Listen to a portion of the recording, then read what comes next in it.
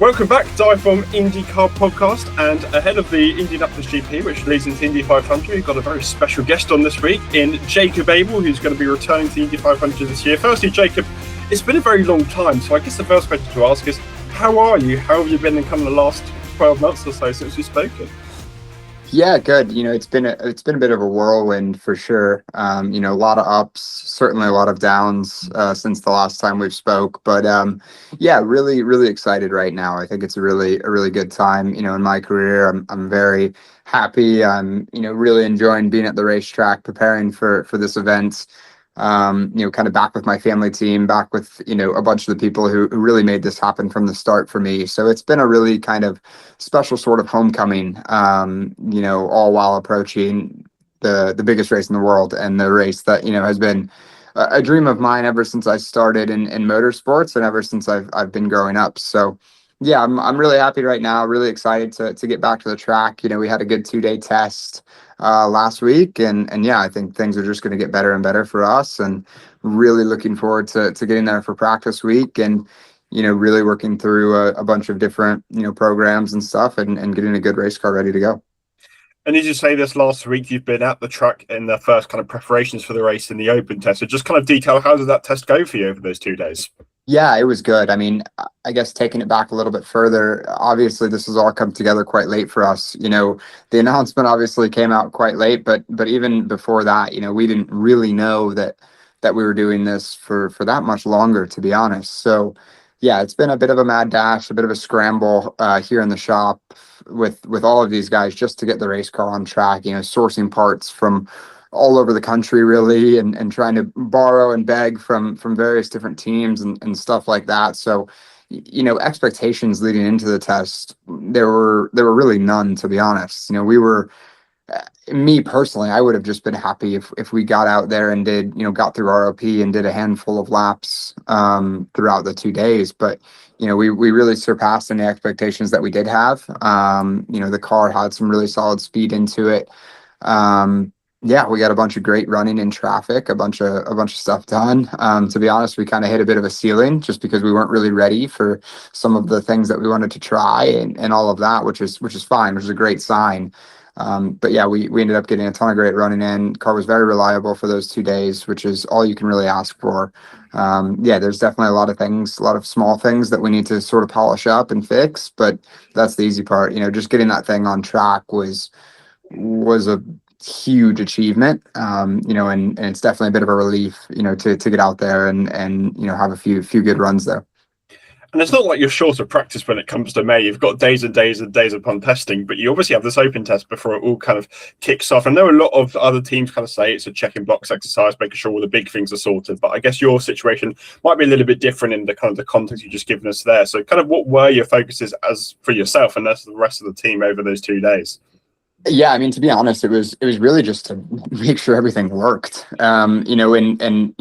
To be honest, we didn't expect everything to work, and everything didn't work at first. So it was just kind of working through that and trying to fix things, get good data, something that we could look at for the next couple of weeks to really prepare, and then, hit the ground running for practice week. So yeah, it was just a lot of little things. A lot of these guys have a ton of IndyCar experience, but as a team, we haven't done an IndyCar race in 3 years. So, there's not a ton of like structure in place, to be honest. So it's just kind of developing that and building everything there, and making sure everyone is starting to kind of, work fluidly together and be able to work through everything. I mean, we have a very organized, very talented Indy Next team.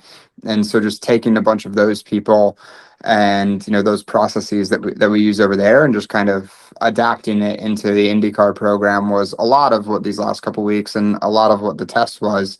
And then for me personally, I haven't driven an IndyCar since Nashville of last year, so it's been, I mean, over 6 months now. So it's just trying to knock the rust off for me personally. Indianapolis is its own beast for sure. So just trying to kind of get a little bit of work and traffic in, and just start to kind of build up to that a little bit, was very important for me, just to go out and get laps, even if everything, wasn't perfect there at the test. And you kind of touched on it a little bit, but what were some of those kind of initial conversations that went into kind of getting this deal put together, and just give a bit of an idea of that timeline, and then obviously the process, as you mentioned, of kind of getting parts from all over the country and just everything that went into kind of both putting the deal together and then getting ready for the test as well. Yeah, for sure. I think, for me, for my family and everybody who helps me and represents me, basically as soon as we knew we weren't going to get a full-time seat in IndyCar, the focus obviously shifted for me a little bit. I've done some sports car stuff in the meantime, and IMSA and Asian Le Mans series. But at the end of the day, I always want to be racing IndyCar, and we have a chassis here. We have a lot of the things we needed to race the Indy 500, and that was something that we always wanted to do. That if I wasn't racing in the series full time, so. Yeah, but to be honest, like it was just a bit of a standstill because you didn't really know we didn't really know what was going on kind of with the whole climate of everything. Was Prema racing? Were they not? Basically, we were ready to go as soon as we got an engine. We didn't really start to put everything into place because we didn't want to spend all this money and do all these preparations if we weren't actually going to do the race, especially on a car that only has a couple of years left in its life. So. Yeah, we were ready to go as soon as they told us, we were going to have an engine and be able to do this. But, I think that call came a little bit later than we probably wanted to or expected it to. But, certainly not complaining about anything, and just grateful that we're, able to even have the opportunity to do everything. Huge thanks to Team Chevy. I really liked being a Chevy at the open test. I think it was good, and yeah, really excited to go into next week and work through the qualifying and the race with them. And then obviously looking wider, whether with Dale Coyne or elsewhere, kind of what happened in terms of conversations after the season, maybe what was explored in terms of trying to get back full-time in IndyCar again for a second year, and like how close did you come? Just take us through like what that process was after Nashville last year.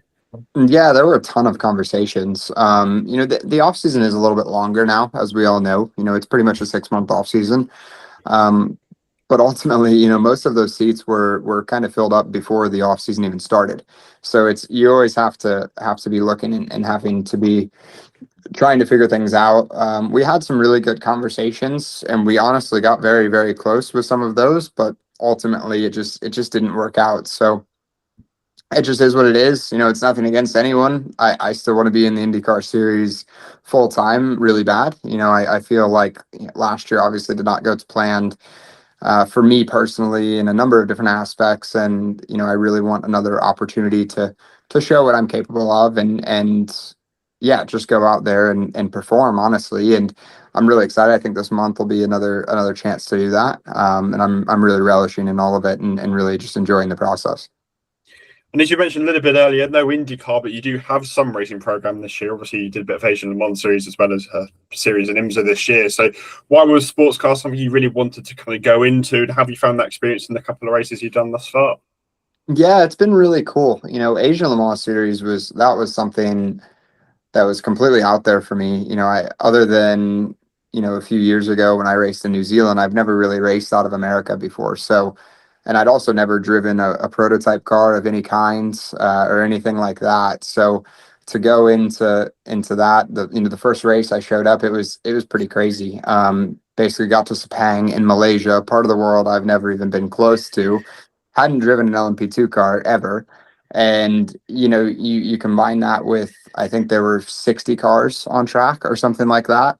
And I went out at the end of the first practice session. That was my first laps in a P2 car, first laps in Malaysia at Sepang, all of that. And first time, doing multi-class racing in a very long time. So, yeah, it was definitely like drinking from a fire hose. But, after getting a few rounds under my belt and stuff, I've really learned to enjoy it, especially the endurance races. Daytona 24 has been a dream of mine forever to do. The race didn't necessarily go to plan this year for us, but just to experience a 24-hour race was crazy. Sebring was, amazing. I think I drove the car for 5 hours, 45 minutes, something like that out of the 12 hours. So, it's crazy. I'm really getting the full experience. We've got a little bit of a break now until we go to Watkins Glen and Road America is going to be a really cool endurance race that I'm looking forward to. Obviously, a track that I have a ton of experience on in all the open wheel cars. So really excited for that one. And then Petite there at the end of the year. So yeah, I'm excited for it. I've really been enjoying it. It's a completely new challenge. It's a completely different style of racing for me. Yeah, it's been really fun. I've been enjoying it a lot.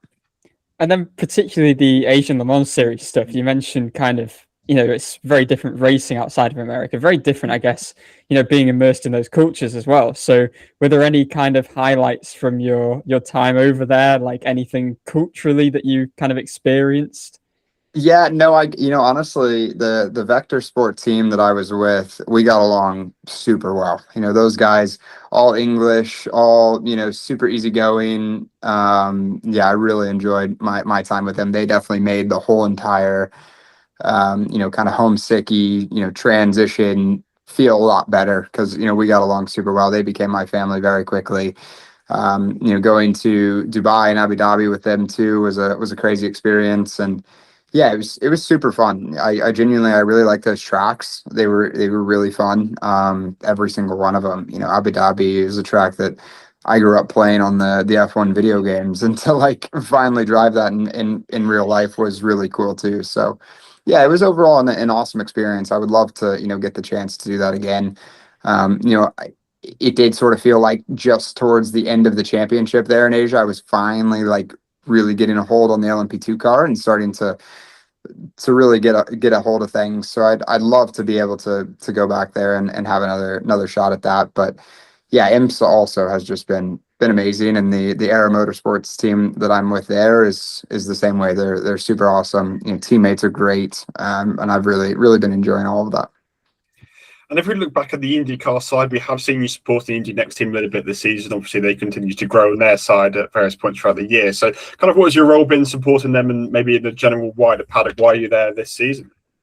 Yeah, so with the being freed up for the Indy Next rounds this year, whether I like it or not, obviously I wish I was racing in IndyCar still and didn't have that free time.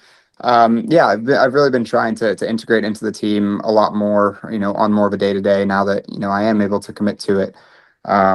Be there on the race weekends and really help out with things. I'm working a lot more specifically sort of on the engineering side of things, helping out Colin Kaminsky in the number 57 car. He's a good friend of mine and somebody who, I used to be teammates with a few years ago, and he's had a couple of years out of the series. And the engineer that's with him as well is pretty new to Indy Next and open wheel stuff. So, my specific role is kind of helping, guiding him, mentoring him, and all of that. And it's been really fun. It's been a really fulfilling experience. To be on that side of everything.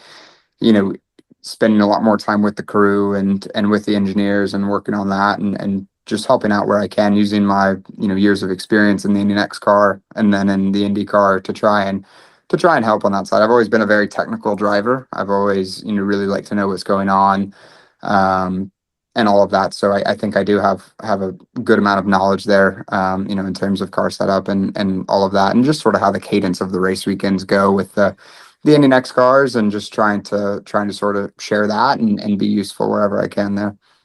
And if we stay talking about Abel Motorsports, obviously you were with them your entire junior career, because as you moved up, obviously your own team moved up with you, but now kind of just full circle moment, you're racing for your dad's team in IndyCar at the Indy 500. Just tell us a little bit about what it feels like to be working with your family team now all the way up in IndyCar. Yeah, it's amazing. It's so cool. I mean, I didn't know really when or if I was ever going to drive for Abel Motorsports again after, I guess it would have been Nashville of 2024 and Indy Next. We'd kind of been on this whole long journey.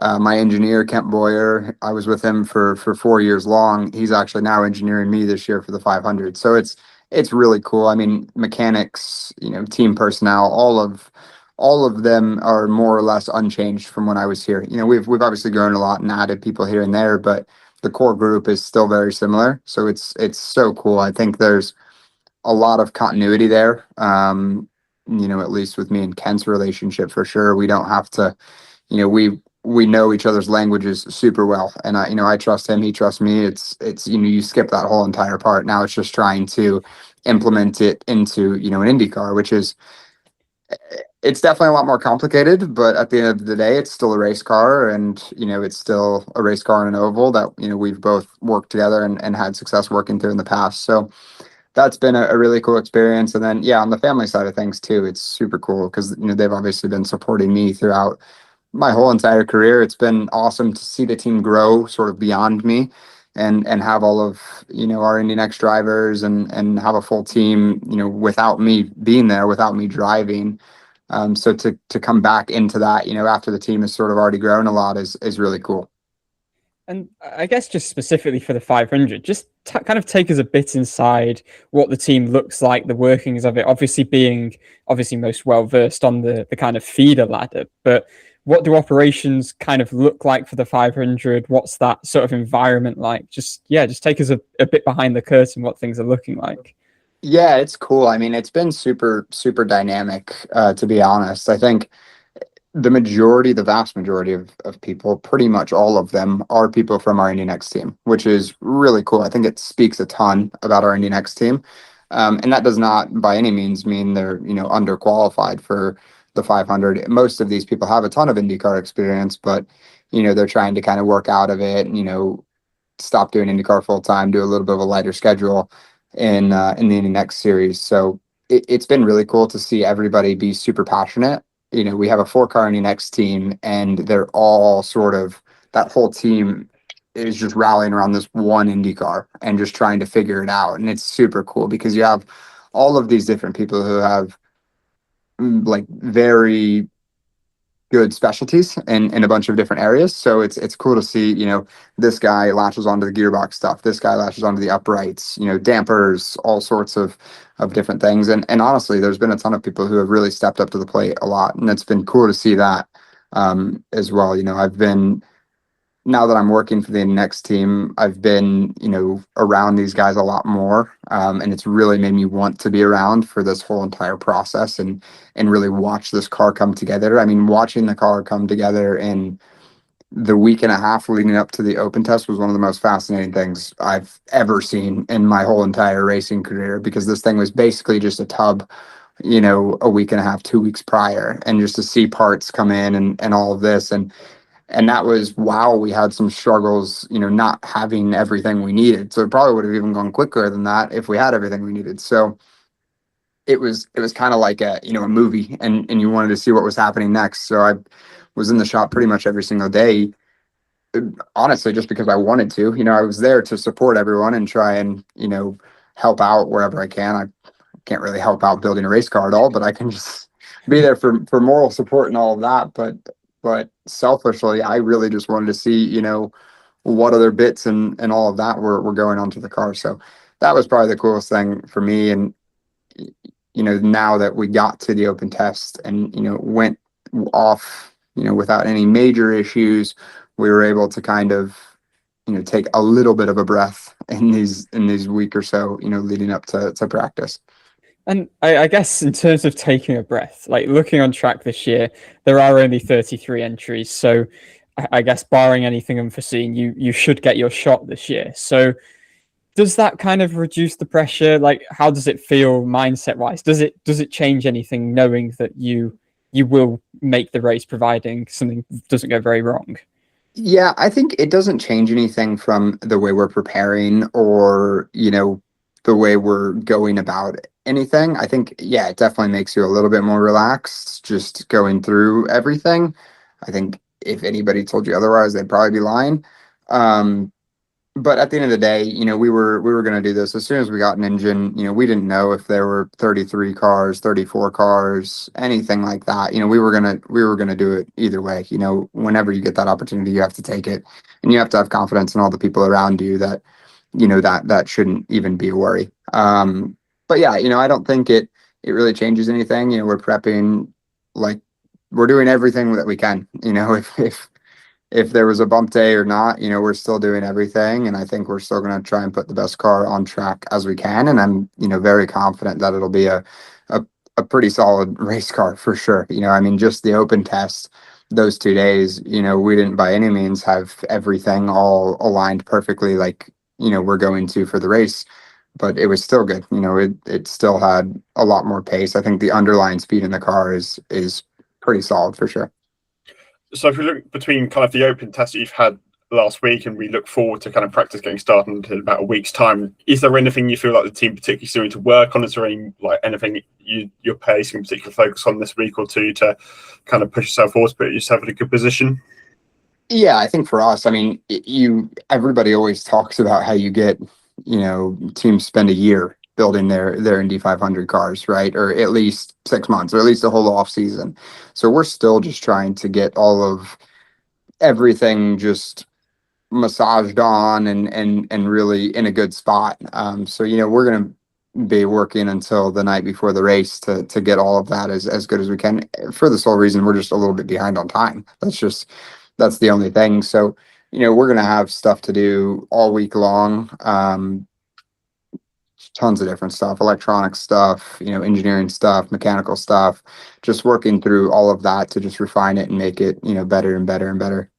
We know everyone's target is to ultimately kind of win the race, but I know we spoke to Mark Marini of HD Motorsports, and his goal was just to get Catherine Legg in the best position she's ever had at the race. So do you kind of have like a goal which maybe necessarily isn't to win the race? Like, I know that's ultimately everyone's dream, but it's not realistic for 32 other people.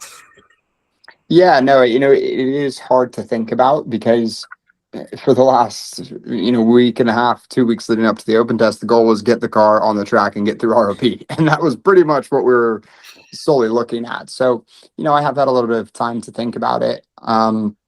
Ultimately, to be the highest finishing rookie would be, an absolute honor for me because I am still a rookie this year. So I think that is an achievable goal. Certainly it's not going to be an easy goal. But yeah, I think that's something that I kind of have in the back of my head, but ultimately it's just going to be to get through this month with no mistakes, just get through it cleanly, maximize everything that we can, and just, get to nighttime on May 24th and be like, okay, we put, everything that we could put into this and, we really didn't leave one stone unturned, and whatever that looks like, it's going to look like. But I think really just focusing on the process, instead of actually focusing on the result is something that, at least me personally, I'm working on. I think the whole team is, to be honest, we haven't really had a lot of time to think about goals just because everyone's just been full throttle trying to just get this thing on track and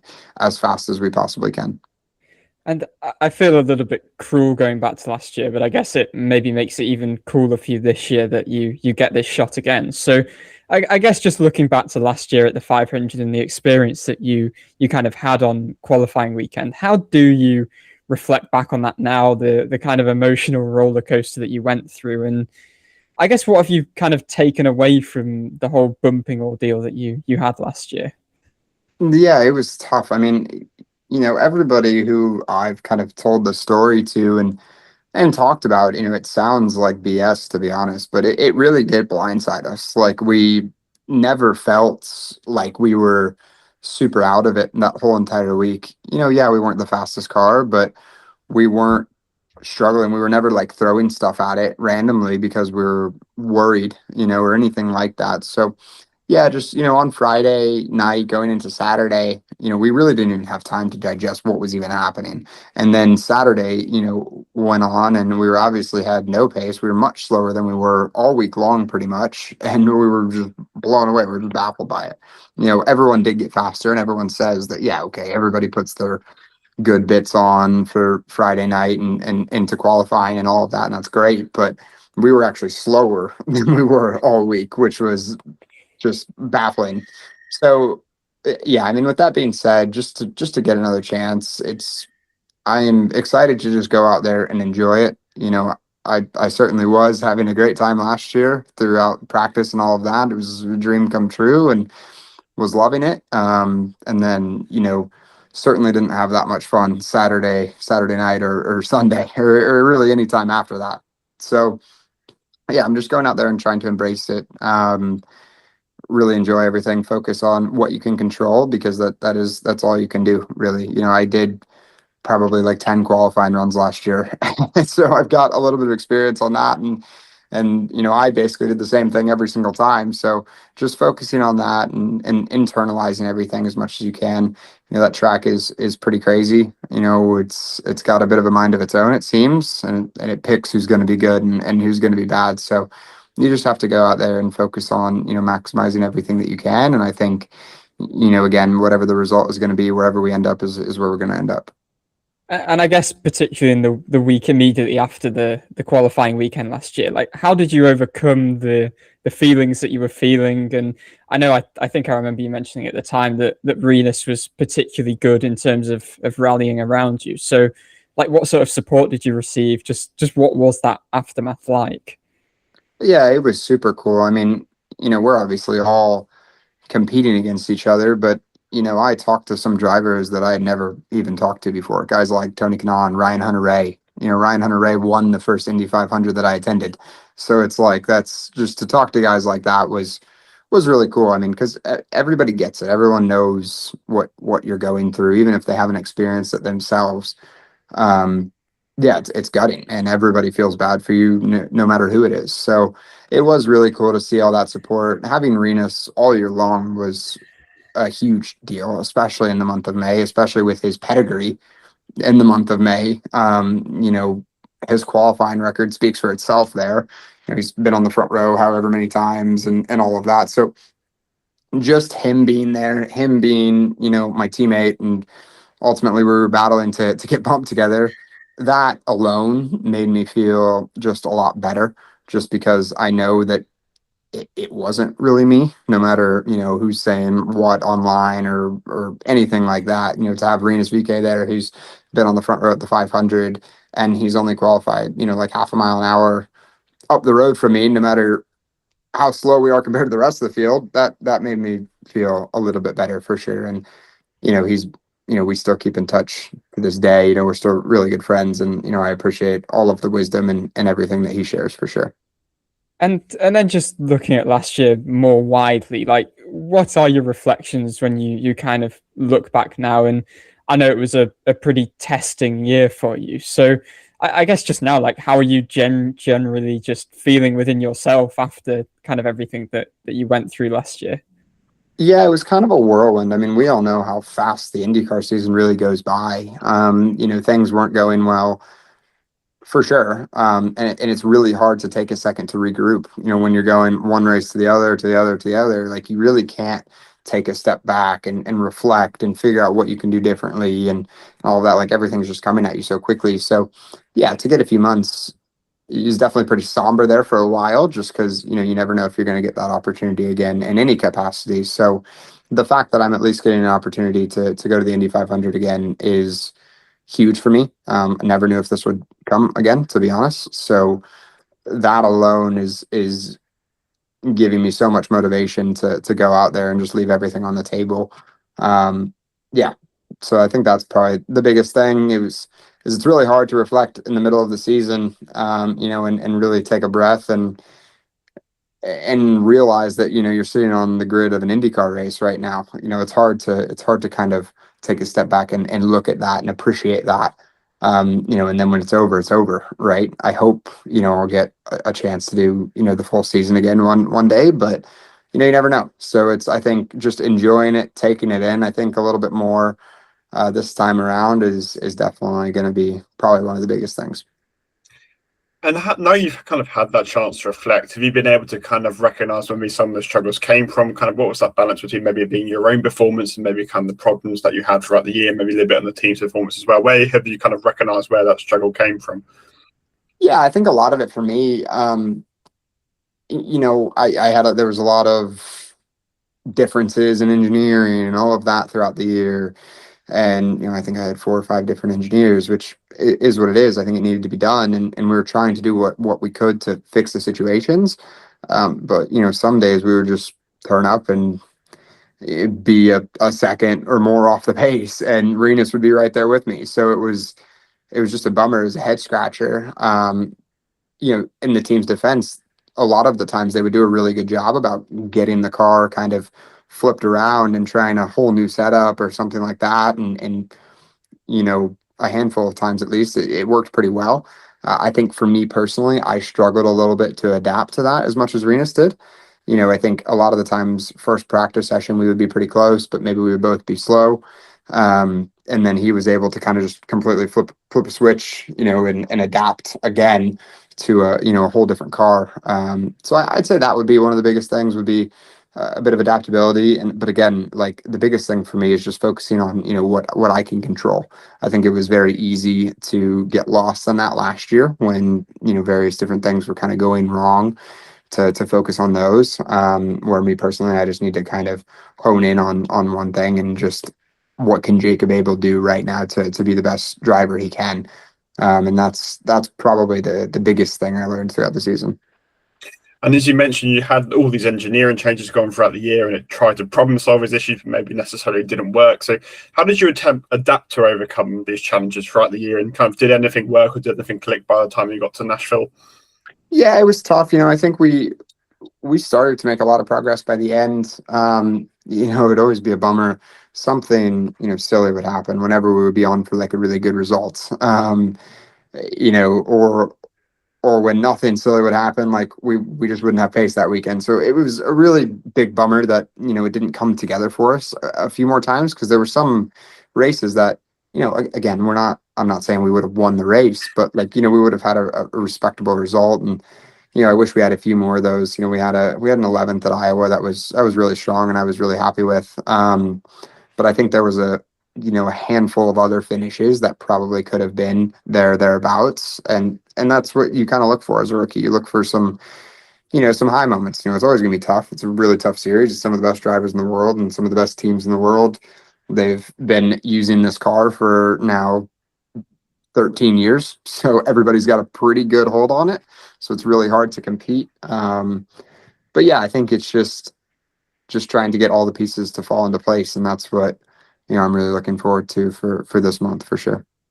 And I guess, like, psychologically, it's probably pretty tough when you're going through something like that. So do you have any particular way of trying to maybe eliminate the doubts? Do you have any kind of strategies when you're in this spiral of, negative results? And then obviously that naturally impacts your confidence, I would imagine. Like, how do you try and overcome that when you're kind of in that moment? And I guess just how challenging is that sort of predicament? Yeah, it's super tough. I mean, I don't think anyone has that 100% figured out. But it's you do what you can. You focus on, what you can focus on, and you focus on what positives there are. You have to do that. It's very easy to get into a negative spiral, especially in the position that I was in last year. And, I'm not innocent of it at all. I certainly got in that mindset a few times last year, but I think you just hold on to kind of knowing, who you are as a driver, reminding myself that, oh, hey, a year ago at this track, I won the Indy next race here. And, whatever, was competing for wins every single weekend. Like, you have to be able to keep positive like that throughout years like that, because it is easy to doubt yourself. And any sport, and especially racing, is you have to have confidence. Like, confidence is literally everything. So yeah, just doing, whatever you can to keep that up is huge. I'll tell you one thing is I definitely have a lot more confidence right now going into this month, and in myself and everyone around me than I had last year. So I'm really looking forward to that. I've been here, basically did everything but the race last year. So I feel like I do have some experience and all of that, and I'm looking to bring that. And I really trust the group around me. Have won races, tons of podiums, competed for championships with all of these same people, and I know that they're very talented and very good at what they do. And I know obviously you kind of you're quite active away from the track as well, with your running and your cycling and stuff. And is that kind of something that during the season is a nice release? Is that something that's more kind of an off-season thing? Why is that something that you kind of really got into doing?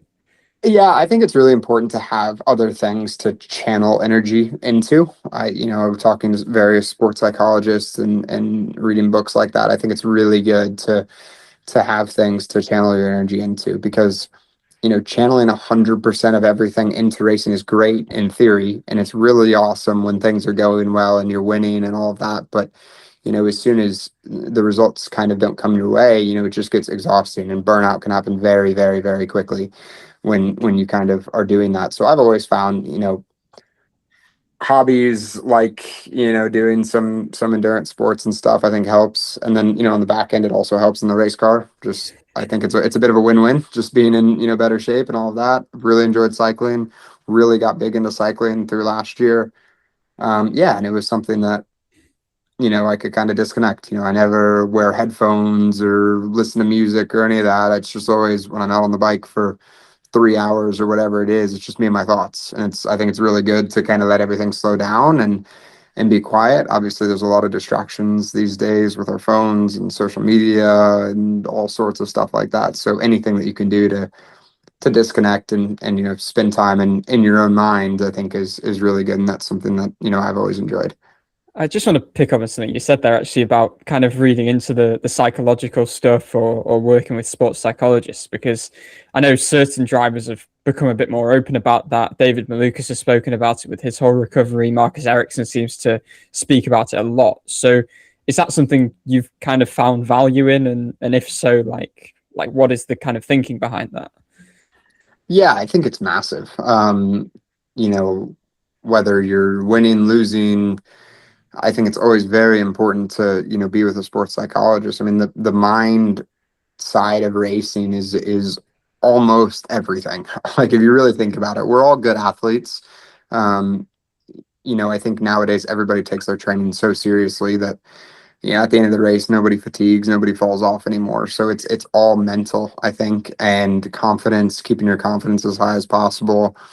All of that is super, super important. So anything that you can do to help that, whether it's books or reading or actually, meeting with a sports psychologist, I think is really big. And I think it's really awesome that everybody has, been a little bit more open to sharing all of that, because it is something that's super cool for racing, and honestly, just, life in general too. I think it's really great to be able to sort of talk to someone and, be able to really let your feelings out and talk through them and why you're feeling certain things and just get to the bottom of it. As a guy, you always want the answers to everything. And it's cool to kind of see like, oh, okay, like that's why, I do that, or that's why, I feel nervous here. This is why, I get pretty excited for this or whatever. So it's cool to just kind of get answers to a lot of that stuff about your own brain and everything.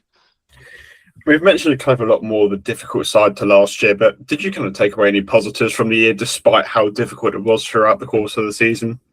Yeah, 100%. I mean, I raced IndyCar for a whole season, so it can't be, regardless of what the results were and all of that. And, in the moment, yeah, it might have been pretty brutal, but to get the opportunity to race IndyCar is literally a lifelong dream. So to do that was so cool, and there's so many high moments throughout the year, like looking back at it through the off season, going wheel to wheel with Joseph Newgarden and Alex Palou and whatever, just in various different sessions and races and stuff. I think it's so cool when you look back at it. It's still hard to believe for me, but yeah, it's just a lifelong dream come true. I love it. I got to do all the races, learned a ton in terms of pit stops, in laps, out laps, all that, gained invaluable experience for, whatever I race in the future. I think it'll help a ton. The technical side, learned a lot. We changed a lot of stuff on a lot of the weekends last year, for good or for bad. So I learned a lot of what things do and what feels right and what feels wrong. And I think I'll be able to take that, wherever I go in the future.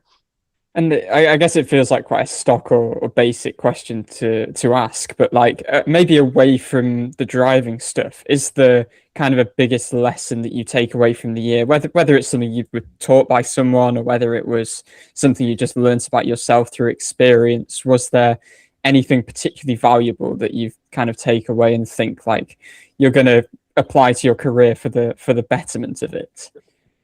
Yeah, I think a lot of it is just kind of block out a lot of the external noise and all of that. I think at a core, race car drivers, I think, are all pretty, I don't know, self-conscious. We all have egos. We're race car drivers, right? So you always want to prove yourself. You always want everyone to think that you're the best. It's just the nature of our sport. It's very individualized, thing. You have these teams who make everything possible, and they're fantastic. But at the end of the day, it's your name on the leaderboard, and all of that. So yeah, just being able to focus on what opinions that actually matter, and those that you actually care about, and everything, and just kind of leave it there. Yeah, I think that's probably the biggest thing that I think definitely goes beyond racing. It's definitely just a huge lesson for life in general, and something that I'll hold for forever. Were you kind of guilty of doing that and not necessarily going looking for what people were saying? Oh, 100%. Really? Yeah, 100%. I mean, you see it for sure. I mean, I'm a normal guy just like anyone else. So as soon as you start to see comments and whatever, it sucks for sure. But I think you have to be able to see them, read them, and not let them affect you, to then be able to dismiss them. I think, just ignoring it completely maybe doesn't always work out. I think you have to be able to see them, realize how, outrageous some of them are. And I think that makes you feel a lot better about it moving forward, and makes you really focus on what actually matters. One of my favorite sports coaches, Brian Scalabrine, is I'm closer to LeBron James than you are to me. And all these contexts, it's like you're closer to Max Verstappen than they are to you. So there you go.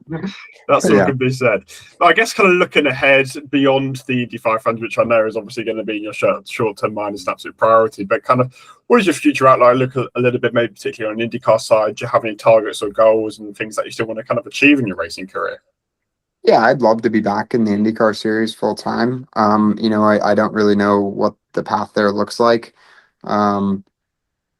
really, but we'll see. I think, yeah, my full focus right now, and I think the thing that's going to help me in my career more than anything, is doing the best in this upcoming Indy 500. So that's really, I'm hyper focused on that right now, and yeah, we'll just see what else comes after. The car at the open test was a little bit plain, so have we got more exciting livery planned? Is anything in the works there to make it look a bit less white, maybe? Yeah, we're working on everything. Obviously had great partners last year in Miller High Life and Miller Lite, so trying to hopefully get something in the works. And being a rookie, and now you're pretty much guaranteed to be in the field this year, give us your thoughts on milking the cow, because we're intrigued every year. Rookies are slightly different. So what was your kind of thoughts on milking the cow in a couple of weeks' time? Yeah, I never got to do it last year, which was crazy. I was pretty bummed about that, actually. But yeah, I'm all for all of it. Give me all the traditions. I've been an Indy 500 and a race fan my whole entire life, and I've seen people do this, and I'm ready to do everything. Give me all the tradition. Yeah, we really enjoy kind of working this out, because when Larson did it, he was absolutely miffed by the whole concept. We're trying to work out which of this year's crop will enjoy it the most. We thought you would quite enjoy it, being like, I'm going to love it. I'm going to love everything about this whole entire month. When it gets to Mick Schumacher, though, European mind, not really tradition of quite that oddness. We're looking forward to seeing the kind of dynamic there when it comes to milking day. I'll let you guys know how milking day goes. Milking day, that's the new name for it. And I guess a nice way to finish, we were speaking before we started recording about the fact that we are coming over for our first 500. So what do you remember of your first Indy 500 and the experience, and just what are your fondest memories of kind of growing up as a fan of this race? Yeah, my first one was, I think it was the 98th. Is that the one Hunter-Reay won? I'm pretty sure. That'd be 2014. So yes, it would. Yes. Yeah, I think it was the 98th running. That was my first one. I was in the Turn 2 suites, went over there, and we had, a tradition that a lot of, families, friends, groups have, that, we took all the names out of the newspaper, put them into a hat and drew them out. And each person got, a couple of drivers. I guess it was, so that would have been, you said 2014. So I was 13 years old. So yeah, I picked out Hunter-Reay, and he won the race. So I won like $80 or something, and it was awesome. And it was, yeah, amazing. I remember the first time the cars go by and all of that, it's so cool. I mean, I've been to that race so many times in so many different capacities. Abel Motorsports had a car there, and I was able to kind of shadow and hang out there during that process, which was really cool. Growing up, I was always trying to sneak into places that I probably shouldn't have been going. I always had my like USF 2000 or Indy Pro 2000 hard card, trying to get into wherever I could get with that, and saying, "Oh, I'm a driver, or whatever." So yeah, I love that race. It's unbelievable. It's the best race in the world. I've sat in the stands, I've been in the pits, I've been on the timing stand, I've done everything except be in the car for that race so far. So yeah, really, really looking forward to doing that. It's probably going to be pretty emotional race day morning. I'm a pretty emotional person, but yeah, we'll see. It'll be down to business pretty quickly after that. Do you have a favorite tradition? Like, we talk about race day, that's why kind of all combined. What's your favorite Indy 500 tradition? I would say back home again in Indiana, and taps and the whole pre-race thing is just amazing. It's so cool. The cannon's cool and all of that, and they used to do the balloons. That was cool too. But I think it's really hard to beat the whole entire pre-race. Excited to see if they do anything special for the 250th anniversary of the country this year. So yeah, you guys I think are in for a treat for all of that. And I guess actually, because we didn't speak to you immediately after last year's 500, and it was kind of before the season, what was your kind of feeling of driving the track for the first time to kind of mere mortals like us who can't really comprehend like those speeds? What does it feel like? And I guess especially for you, having watched it for so long, like what does it actually feel like in the cockpit, going in these like fighter jets on wheels at 240 miles per hour? Yeah, it's crazy. I mean, it's really crazy. It's hard to explain. It's really hard to explain. I think the most wild experience is when you turn up the boost for Fast Friday. It's you get so used to doing hundreds of laps at this certain speed all month long, getting used to it in traffic, and if you get in a tow, you're a little bit quicker or whatever, but going out there on Fast Friday for the first time on rate or on qualifying boost is crazy. You have some sort of map on your outlap, and then basically when you exit 2, you click it into a different switch, and that thing literally just never stops pulling. Like it's crazy. So that's probably the coolest thing. You kind of just feel like you're floating around. It's not really like any other ovals to where you're like really buried into the track. Yeah, it's a super cool experience. I cannot wait to go back and do it again. Awesome. We're only about a week and 1 day away from practice. We've just crossed the 3 weeks mark until the greatest spectacle in racing. So Jacob, we're very much looking forward to actually getting back on track, and let's hope for all good things that you have a great 500 campaign. Thank you guys. I appreciate it. Thanks for all your support always.